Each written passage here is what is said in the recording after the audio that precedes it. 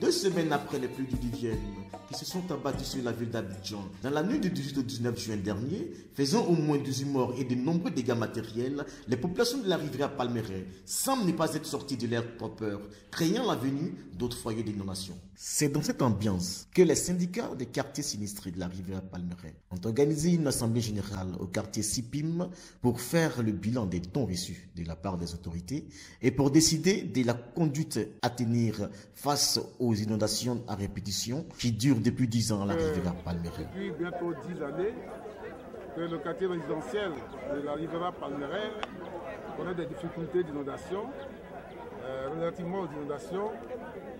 Et chaque année, c'est des pertes, véritables pertes de biens et même de dégâts matériels, mais humains aussi. Alors, la nuit du 18 au 19, une pluie s'est abattue sur la ville d'Abidjan et notre quartier a été véritablement sinistré.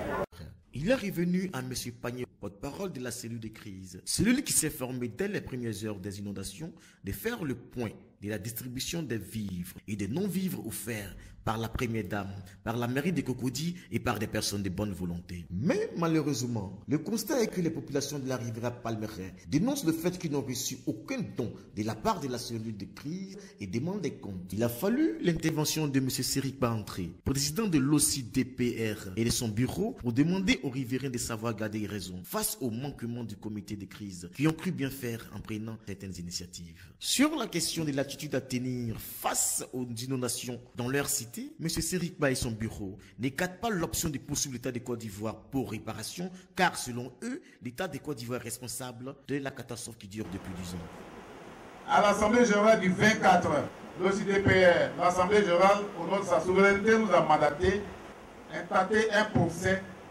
contre l'État de Côte d'Ivoire, qui est le responsable depuis 10 années de nos souffrances. Surtout, mener des démarches auprès des autorités du ministère des Finances, de l'économie et des Finances, pour que toutes les victimes d'inondations du 18 au 19 connaissent un dégrèvement des impôts.